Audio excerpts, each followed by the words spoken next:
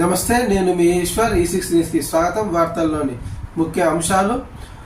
ఇస్మాల్ ఖాన్పేటలోని dump యార్డుపై గ్రామస్తులు ఫిర్యాదు చేయడంతో డంప్ యార్డును కలెక్టర్ పరిశీలించారు.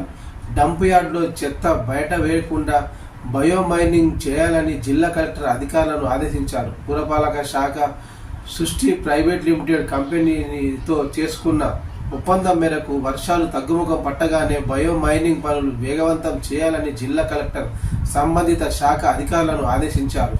రోజుకు 1500 మెట్రిక్ టన్నుల చెత్తను చేసేలా ప్లాంట్ను ఏర్పాటు చేస్తున్నట్లు కలెక్టర్ తెలిపారు. ఈ సంవత్సరం డిసెంబర్ నెల వరకు బయోమైనింగ్ ప్లాంట్ అందుబాటులోకి రానున్నట్లు కలెక్టర్ తెలిపారు.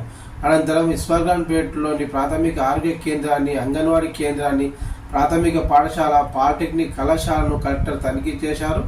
పాలిటెక్నిక్ కళాశాలలో విద్యార్థులతో మాట్లాడారు. విద్యార్థులు సాంకేతిక విజ్ఞానం పెంపొందించుకోవాలని, సాంకేతిక పరిజ్ఞానం ఉన్న విద్యార్థులకు భవిష్యత్తులో మంచి అవకాశాలు వస్తాయని అన్నారు.